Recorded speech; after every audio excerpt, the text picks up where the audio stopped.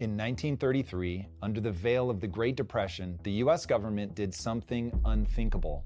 They made it illegal to own gold.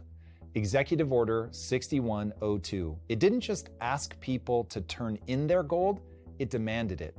Every coin, every bar, every certificate. And if you didn't comply, you faced 10 years in prison and a $10,000 fine. What was even more terrifying than the act itself is the reason for it. The goal wasn't to have the gold, it was to reprice it. So 1 year later, the Gold Reserve Act of 1934 was passed, giving the government the power to jack up the price of gold, taking it from $20.67 an ounce to $35 an ounce. It doesn't sound like a big deal, but in fact, as you're going to see, it's one of the most immoral things the government has ever done. Why? Because they had to reprice gold because they had spent years counterfeiting their own currency. It's a practice known as money printing, but if you want to understand its effects, just think of it as legal counterfeiting. By creating debt, you create a bunch of new money, but the only way to create money without creating a problem is to create it in the same amount as the businessmen create things people actually want to buy.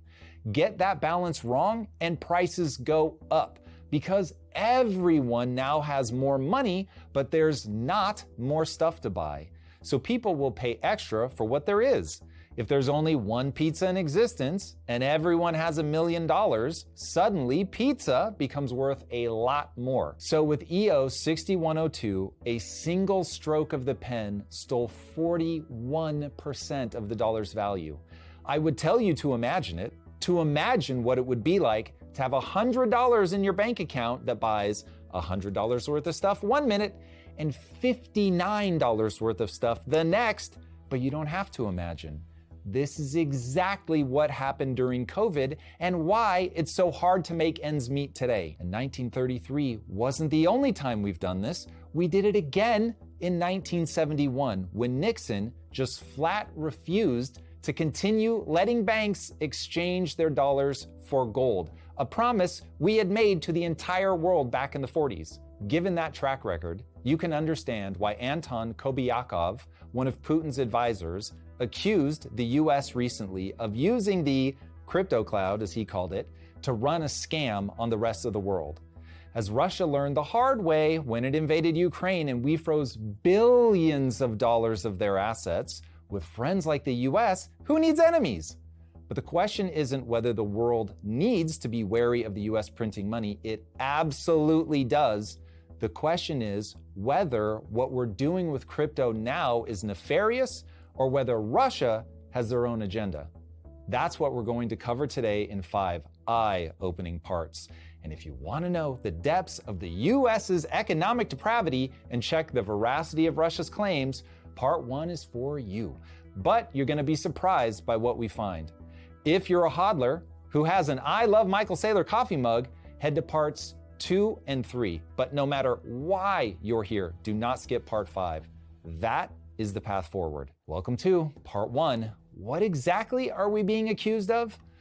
On September 8th of this year, Anton Kobiakov stood before the Eastern Economic Forum in Vladivostok, Russia, and accused the United States of attempting to rewrite the rules of the gold and crypto markets. He claimed that Washington is going to shove US debt into a crypto cloud and use treasury-backed stablecoins to do it. And then they will devalue the real debt burden via inflation, impacting anyone who holds dollars or dollar equivalents, which would include every one of those stablecoin holders. His assertion is that the US wants to preserve US hegemony as trust in the dollar is collapsing using newer rails that the US can still dominate. And the truth is, he is almost certainly correct. How do I know? Because we're already doing it. The US dollar has lost over 96% of its value since the Federal Reserve started printing money in 1913. It takes $30 today to buy what a single dollar bought in 1913. and we've had 25% inflation in the last 5 years alone. Foreign nations already hold over $7.5 trillion in US government debt and cash equivalents. That's trillions of dollars we're remotely devaluing every day. And everyone that holds dollars or gets paid in dollars is getting clobbered. The truth at the heart of Kobayakov's accusation is that our reckless deficit spending really does negatively affect the whole world already today. But the sad reality is that Kobayakov isn't simply a concerned global citizen sounding the alarm. This story is far more complicated than that. So welcome to part 2. What's really going on with crypto and the skyrocketing price of gold? Since 2022, China has quietly dumped more than $400 billion in US treasuries while importing gold by the ton through Hong Kong and Switzerland. In the same period, US Treasury demand hit its lowest point in 2 decades, and gold surged across $4,300 an ounce, its highest price ever. Remember at the beginning of our story when it was just $20 back in 1934? Well, not anymore, but gold isn't getting more expensive because it's shiny. It's getting more expensive because China and Russia are buying it in bulk and very publicly. They want the world to know they're building an alternative monetary system and directly challenging the US. China was once the second largest holder of US debt, but those days are over. They're now selling that debt as fast as they can and trying to overthrow the dollar as the world's reserve currency by relinking their currency to gold. There's a little bit of speculation in that statement, but not much. And where China goes, you are going to find Russia. In a joint meeting on the 4th of February of 2022, China and Russia issued the following statement. Relations between Russia and China are superior to political and military alliances of the Cold War era. Friendship between the two states has no limits. There are no forbidden areas of cooperation. This is explicit rhetoric of an open-ended partnership. It signals that China and Russia view themselves as partners unbound by geographical or even ideological restrictions. And according to DGAP's analysis, since February of 22, China has gradually become one of the key enablers of sustaining Russia's war effort, demonstrated by the growing frequency of joint military exercises. Now, when you have collectively starved around 50 to 60 million of your own people to death in just the last 100-ish years, you'll forgive me if I clutch my pearls when you start doing public displays of affection. But that's where we are. Both Russia and China have expressed their dissatisfaction with the US's influence on global affairs. And between COVID, QE, and deficit spending, they know that America has printed over $6 trillion in just 2 years, making us weaker and weaker economically, something they know they can play to their advantage. Once you know that, it becomes clear that Anton Kobayakov has his own agenda. And as I said before many times, every word out of a politician's mouth is spin and positioning. They are the great illusionists, constantly attempting to get people to distrust their lying eyes and believe what they say. But if they're all lying, doesn't that hold true for the US? And since the obvious answer is yes, of course it does, what are they really up to with their crypto strategy? We'll get back to the show in a moment, but first, let's talk about why you keep starting and stopping. Most people consume endless content, but never master and deploy the fundamentals. That's exactly why short form exists. Take Atomic Habits by James Clear. It's packed with proven systems for building habits that stick. But the book is 300 pages of theory mixed with stories, and most people read it, then struggle to apply what they learned. Short form cuts through that problem. Their guides aren't just summaries. They're written by real human writers who extract Clear's core systems and give you step-by-step implementation guides. Plus, they create master guides that combine insights from different experts on the same topic. And their AI browser extension breaks down articles, videos, and even political analysis so you get the key frameworks from everything you consume. Click the link below and get a free trial and 3 months off the annual plan to access the decision-making systems behind every major breakthrough. And now, let's get back to the show. Welcome to part 3. What is the US up to with its crypto policies? In 2013, the government of Cyprus did something absolutely unthinkable. Overnight, they confiscated up to 47.5% of people's bank deposits, literally seizing nearly half of citizens' savings to bail out failing banks. In 2015, Greece froze more than 60 billion euros in bank withdrawals during its debt crisis. Ordinary citizens were limited to 60 euro per day, not because they did anything wrong, but because their government and their banks wildly mismanaged their debt. In 2012, Spain raided private pension funds, pulling billions of euros to plug budget shortfalls. Money people had worked their entire lives to save. And none of this is new. In 1998, Russia itself defaulted on $40 billion of debt and wiped out every ruble-denominated savings account overnight. And in 2001, Argentina froze every personal bank account in the country under what they called the Carolito, blocking citizens from withdrawing their own money. And that's why, in October of 2008, while the financial world was collapsing and America was bailing out their own banks, a modern miracle happened. No speech, no new laws, no politicians spinning, just an email quietly posted on a tiny cryptography forum. It said, "I've been working on a new electronic cash system that's fully peer-to-peer with no trusted third party." And it was signed Satoshi Nakamoto. No anger, no politics, just math. While governments robbed from the poor and gave to the rich by bailing out banks, someone built money that couldn't be printed, frozen, or seized. Then, January 3rd, 2009, the first block of Bitcoin dropped. Embedded in its code was a message about why it was created. The Times, the 3rd of January 2009, Chancellor on brink of second bailout for banks. A headline burned into history, a warning to the future. And then, after dropping that first block, Satoshi just vanished. No interviews, no goodbye, no rug pull, just code and the ability to control our own money and not have it taken from us via inflation or outright seizure.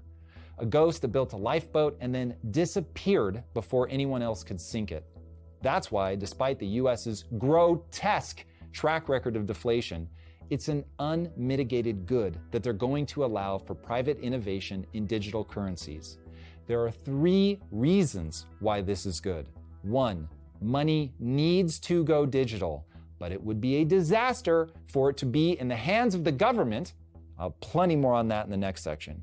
2, by providing the necessary regulatory framework for the private sector to innovate around digital currencies, potentially billions of people around the world will get access to a stable, albeit inflating, currency for the first time. There's no doubt that Western governments have fumbled the economic ball, and there is little doubt that eventually the world is going to go beyond the current US-led system. But there is also absolutely no doubt whatsoever that the US dollar is leaps and bounds ahead of every other currency on the planet. For billions of people, a distributed currency backed by the US dollar via treasuries would be a kind of salvation that few of us in the developed world can even imagine. Roughly 1.4 billion adults worldwide still don't have access to a bank account. Entire continents operate in cash because local currencies are worthless, banks are corrupt, the country is run by a despot, or all of the above. In places like Venezuela, Zimbabwe, Lebanon, and Nigeria, inflation is an outright catastrophe that makes it impossible for people to do anything but fight daily for survival. With stablecoins made trustworthy through sensible regulation, a smartphone becomes a bank anyone can access. A digital wallet becomes a savings account, and for the first time in human history, a farmer in rural Kenya, a developer in Caracas, and a shop owner in Kabul can all transact in the same reliable unit of value instantly, globally, and without permission. That's not just a plausible scenario. It's already happening. USDT, USDC, and PayPal's PYUSD are spreading faster than any financial product in history. Stablecoins are not only fast, but they give people a bridge to stability and a way around oppressive governmental controls. The third reason why it is an unmitigated good that the US is creating the pathway to private innovation in digital currencies is that it lengthens the exit ramp from the dollar. When a plane crash lands, you first want to run it out of fuel so it doesn't burst into a fiery ball of death on impact. The financial world is awake to what's happening with inflation. Finally, that's why the price of gold is skyrocketing.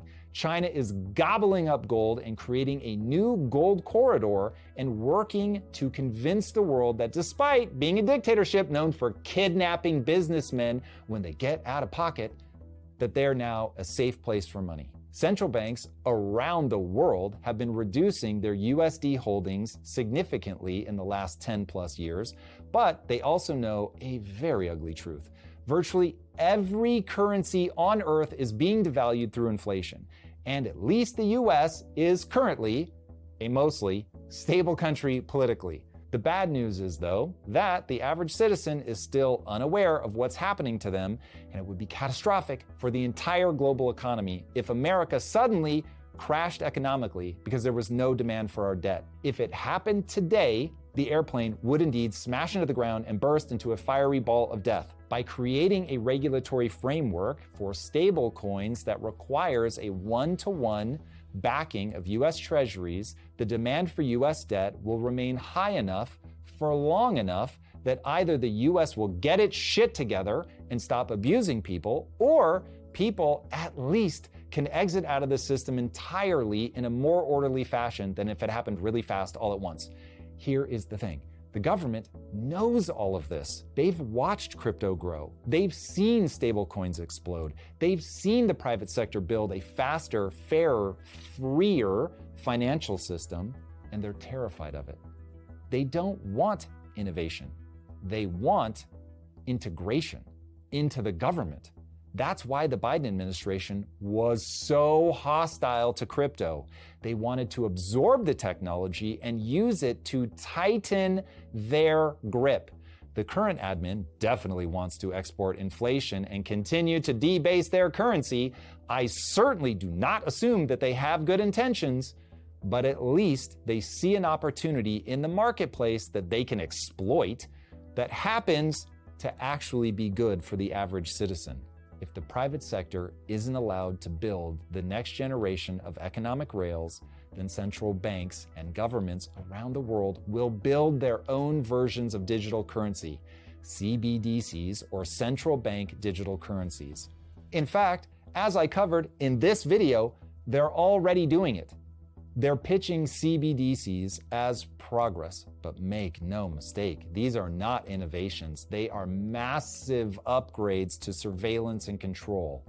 Because unlike Bitcoin or privately issued stablecoins, CBDCs are centralized. They're programmable and provide total control over your money. With a CBDC in place, a government can and will monitor, record, and/or block transactions in real time based on whatever criteria they want. Once money becomes code, whoever controls the code controls you, unless that code is decentralized and run by the private sector. So while the private sector's version of digital money could free billions, the government's version could enslave them. And I'm not kidding. And that's what we need to talk about next. So welcome to part 4. Digital money done poorly will be used to enslave. In 2022, the government of Canada had the gall to freeze more than 200 bank accounts, not for terrorism, not for crime, but for donating to a protest. Not actively protesting, donating to protesters.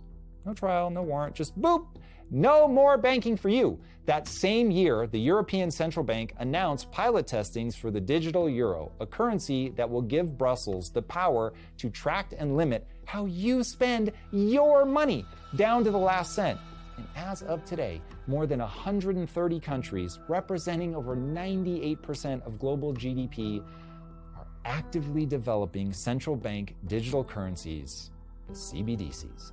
That includes the United States, by the way. China, as you might expect, leads the pack. Their digital yuan has been rolled out to 260 million citizens with built-in geolocation tracking and programmable spending rules.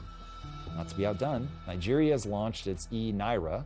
India is testing the digital rupee. The European Union, of course, is running pilot programs for the digital euro. And the Bank of England is studying caps on offline holdings for a digital pound to make sure no one can save too much outside of their system. This is so dystopian. It's not innovation, at least not for anything healthy. It's infrastructure for guaranteed control and obedience. In China, the national ID system and the digital yuan already work hand in glove. The same network that lets you pay for groceries can also block you from buying a train ticket if your social credit score is too low. In the UK, the government has already proposed using financial data to enforce carbon quotas, literally tracking how much you drive, eat, or travel. And it's not a stretch to see where this goes. Once every transaction is digital, programmable, and centrally controlled, freedom becomes hyper-conditional. Buy too much red meat? Transaction denied. Attend the wrong rally? Account frozen. Donate to the wrong cause? Flagged for review. This is the nightmare version of digital money that we must resist. A system that knows everything you buy, everywhere you go, and everyone you support. And it's not hypothetical, it's what's happening. Over 100 central banks are either in active testing or pilot deployment phases as we speak.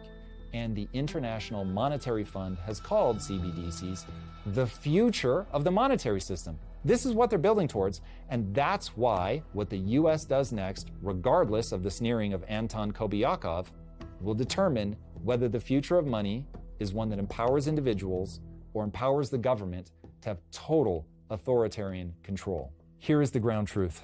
Money is already digital. 90% of it only exists in numbers in a bank database.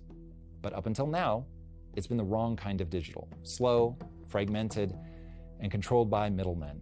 You can stream a movie from Tokyo in 4K in real time, but you cannot send $10,000 to your brother overseas without waiting 3 days and paying a 6% fee. That is madness. The global economy runs in real time, but our money runs on a 1970s wire system.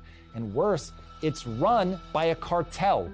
Credit card companies have a monopoly on credit, charging fees that crush small businesses and punish consumers. Banks can, and do, cut people off from the financial system with a single click, even if that person has not broken a single law. I know, because it happened to me. That's not capitalism. That is gatekeeping of the worst kind. We need competition. We need options. We need innovation. Because when money goes digital under private innovation and not government command, it unlocks creativity, lowers costs, and opens the financial system to everyone. That's the kind of digital future that's worth fighting for. One where the rails are instant, global, and open, not programmable by bureaucrats or throttled by cartels. If the US doesn't modernize through the private sector, China's already waiting with the aforementioned state-controlled digital yuan. So yes, money needs to go digital, but only if it's built by the free markets, not by central planners.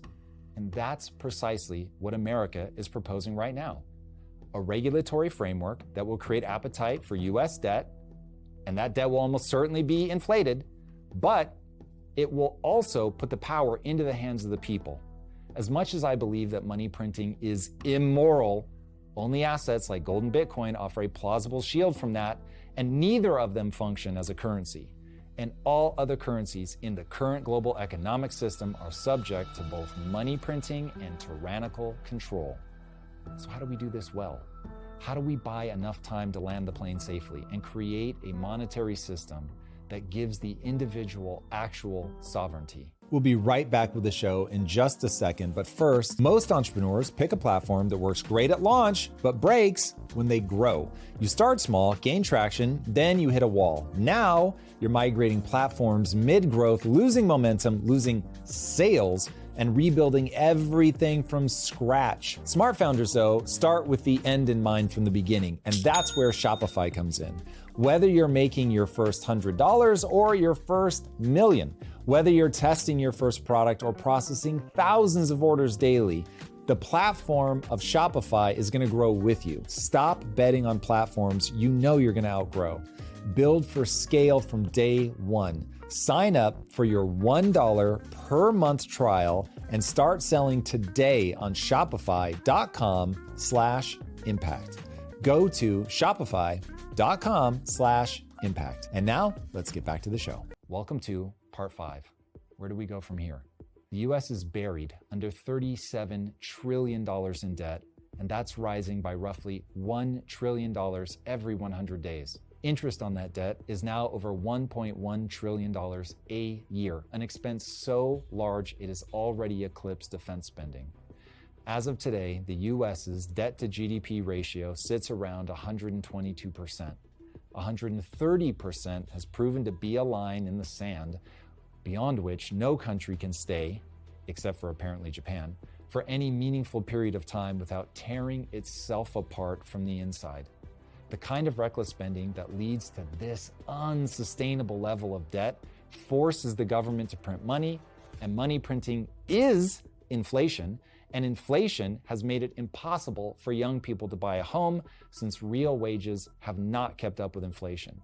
And that's how we've ended up here, in a populist moment where an open socialist is running for mayor of the financial capital of the world, and many are excited for it because at least it's different.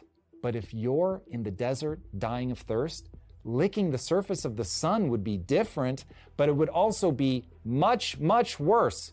But when you're playing the propaganda war, as Anton Kobiakov is, what's true is of little concern. The goal is to play on people's emotions, to get them riled up, and to take advantage of the fact that people do not understand how economics works well enough to vote for policies that will actually improve their lives. So that's what we're going to discuss right now, because there is a path forward that will actually improve people's lives, and countless paths forward that will accelerate our trajectory of ruin. Here it goes. Here is the path forward for the US and the monetary system of the future. Continue to embrace a digital future that makes economic sovereignty possible. Outlaw CBDCs and digital tracking and control. Cut the red tape regulation that strangles monetary innovation. Create the light touch regulatory framework the private sector needs to secure funding and innovate with confidence that they're not going to be fined or get arrested. Balance the budget. Immediately, do whatever is necessary to reduce US debt without breaking the economy or causing capital flight.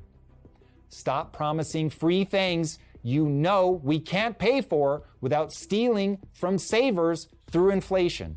It hurts the most economically illiterate. It hurts the poor the most. Avoid a collision with China. Look up Thucydides' trap and show the world that you can be fiscally disciplined enough that savvy investors stop looking for an exit from the dollar. I don't expect us to, but if we can do those things, our economic future will be bright indeed. But make no mistake, Kobiakov is correct. If Washington keeps running multi-trillion-dollar deficits, it won't just be Americans footing the bill. Everyone holding a digital dollar anywhere in the world will absorb the hidden tax of inflation. But even if that's the case, even if the US keeps spending like an out-of-control drug addict, their Hail Mary of using stablecoins to create demand for treasuries is still the right thing for the world. It not only buys the world time to migrate away from the dollar in the least traumatic way possible, but it also helps ordinary people escape the clutches of tyrannical governments and monetary systems that are orders of magnitude more unstable than the dollar. And before I land this plane without crashing, let's discuss head on what I'm sure many people are already thinking. Wait a second, isn't crypto just a scam? Isn't this a big con of rug pulls, offshore casinos, celebrity pump and dumps, and the like? There's no doubt the world is full of scammers. Scammers go hard. So what's up, big gunner? But that is a flaw with humans, not a flaw in decentralized money. which is exactly why the move now is not to ban the tech or to centralize it, but instead to civilize it. Clear rules, not political choke points, used by elites to maintain control. One-to-one reserves for stablecoins. Audited custody and segregation of client funds. Transparency. Plain English disclosures and licensing that has teeth. Now, if you do all of that, you will sweep out predators without killing the protocol. The rails already exist and they work. What's missing is adult supervision, so the upside, speed, openness, resilience, and freedom from government control will actually serve the public instead of enslaving it. And that's the paradox at the center of this moment. The same technology that can save us can also be used to press down on our economic necks forever. Depending on how we build and secure the economic rails of the future will determine who controls the future itself. Will we get sovereignty and innovation or tyrannical top-down control? And that brings us back to Kobayakov. Rome clipped coins. Britain debased sterling. Modern states print money. Inflation's not new, nor is it limited to the US. It's just how money goes when it's centralized. The reason Kobayakov is calling out the US's approach to stablecoins isn't because he's looking out for people, it's because he wants to be the one that controls the future of money. His derision isn't moral clarity, it's marketing for a China-Russia architecture where money is programmable by the party. China's flirtation with gold linkage is honestly very smart, but it's old money and being done by a nation I do not trust at all. Gold isn't going anywhere anytime soon. I own more than my fair share, but we have to look to the future as well. And whether the US is doing the right thing for the right reasons or the right thing for the wrong reasons, I don't really care. As I always tell entrepreneurs, all that matters is what you do. Your intentions are irrelevant. Here's the uncomfortable truth. America's crypto cloud gambit, driving treasury demand via stablecoins, is a massive improvement over where we are today, even if the US keeps deficit spending. Kobayakov is right about the sickness, but he's wrong about the cure. Or worse, he's being insincere in his framing to get Russia control. The reality is that eventually the dollar's credibility will finally break and something else will rise to replace it. But whether that's decentralized and in the hands of the private market, or it's centralized and in the hands of the government, will be the difference between ending up in 1984 with a boot stamping on our face forever, as Orwell warned, or finding our way to a future of freedom like what Satoshi made possible. All right, if you want to see me explore topics like this in real time, be sure to join me live on YouTube, X, Twitch, or Kick. You can join the debate or just chill in the community. We're live every Wednesday and Friday at 6 a.m. Pacific. I hope to see you there. All right, guys, until next time, be legendary. Take care. Peace. If you like this conversation, check out this episode to learn more. In 2022, something happened in Canada that should have stopped the world in its tracks. Hundreds of ordinary citizens, teachers, mechanics, stay-at-home moms, all had their bank accounts